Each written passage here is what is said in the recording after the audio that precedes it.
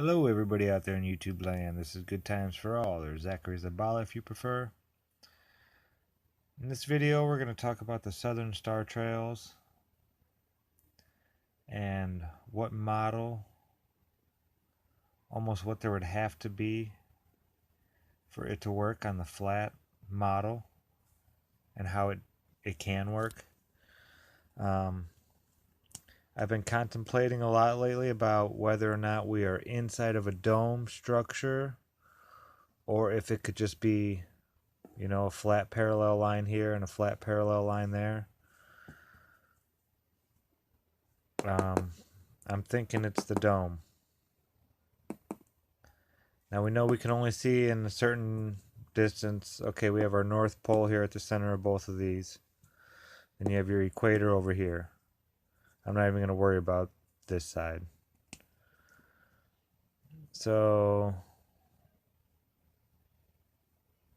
he would probably, if they were that far above the north, they'd still be able to see Polaris, like right at the equator. So we're going to say it's like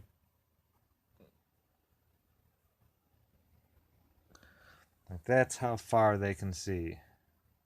Or that's what they see. Same here.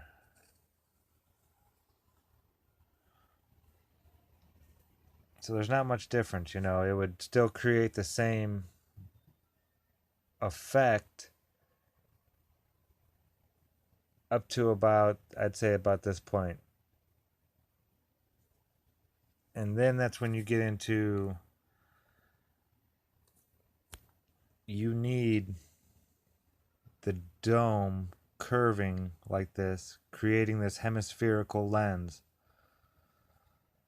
Because the hemispherical lens that we create with how far we can see, it does not do with stars. Say if I'll show you. But we would see, if the hemispherical lens was created right here, and I'll show you what I mean by a hemispherical lens and how it works, then we would see a southern star rotation no matter where we were. And we would see some really weird stuff we'd almost see two Polarises in the sky at one time. If this were creating the southern star trails that we see. Now over here, this dome right here will create the southern star trails that we need. I'm not sure. I don't see how it could be done with a square like that. It almost has to be a domed structure. Sorry about the noise. My dog must have just drank a bunch of water. He's drying off his beard. So anyway, I'll show you what I'm talking about how far we can see. Now this is definitely not to scale, but we'll say this hemispherical lens right here is just the distance that you can see on the Earth. Now it'd be much bigger. Okay, and then you take your stars, and they would be up here. So you'd have your Earth down there, and the distance you can see, and then your stars would be like over the top, like that, to where they would just rotate above you overhead, and you would see only what you could see from that sphere there. And it would look like this. So all the constellations, even when you get down way down in there and look to the side, so all the stars you could see, you'd be able to see from that point of view, from the center of that sphere, hemispherical lens. So we create a hemispherical lens by how, just on the distance that we can see. But the thing is, you have to give me a second here. I'm going to have to put this in. Now the way that the lens works, it wouldn't make sense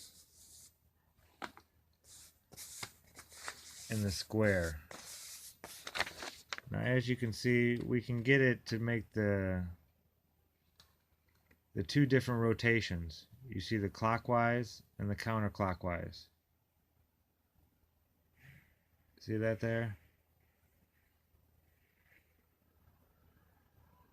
Now, if it were a hemispherical lens, we would see that our eyes were creating. We would see this no matter where we were on Earth. Here, I'll show you what I'm talking about. Just some of the neat stuff I've been playing with.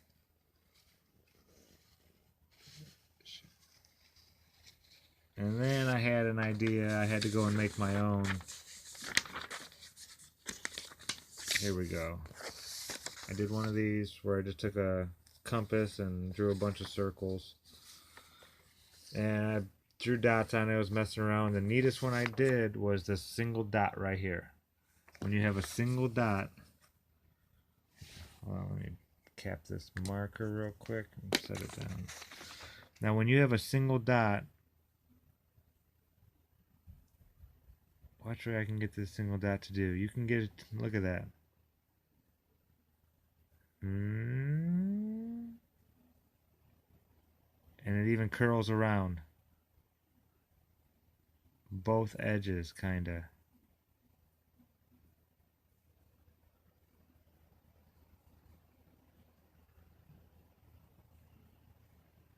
And then it just disappears. Boop. Boop. Now, if it were a hemispherical lens, it would even do this. Look at, see, even when we're at Polaris here in the center, whichever way is south is where that is going to happen. It's not really, whichever way is to the outer edge from the center. Do you notice that? Wherever Polaris I put it, it's always on the opposite side. It's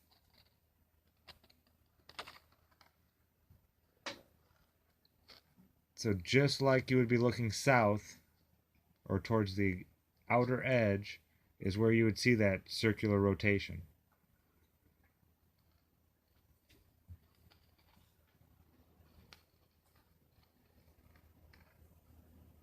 But we don't see this at 40 degrees north, where I'm from, 41 degrees north.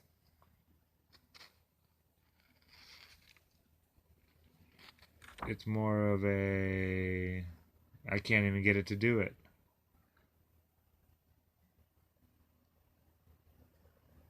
You don't see the stars curl in like that ever. They just are flat. So what I'm trying to say is the lens created by our eye, or perspective, just the distance that you can see in every direction, does not create this type of lens. This has to be created somewhere else, which is pointing me towards a solid structure on the outer edge. Or even if it isn't solid, it's got to be shaped this way, I believe. And there's your stars that you can see in the water, and then the ones you can't.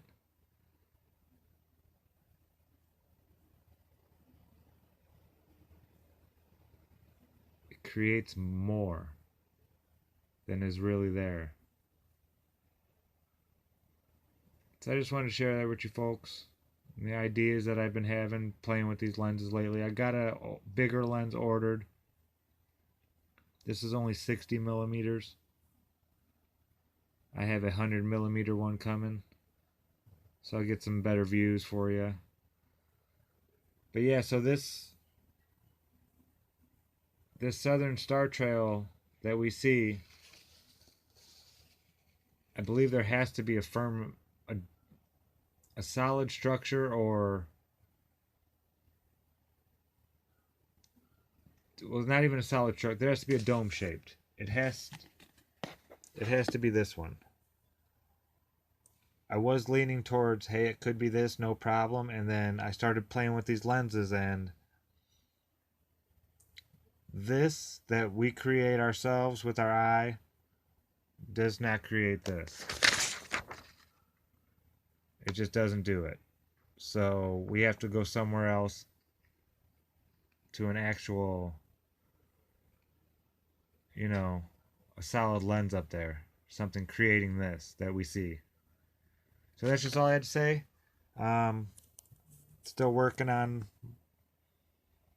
more stuff and whatnot. I got all kinds of stuff up here to play with.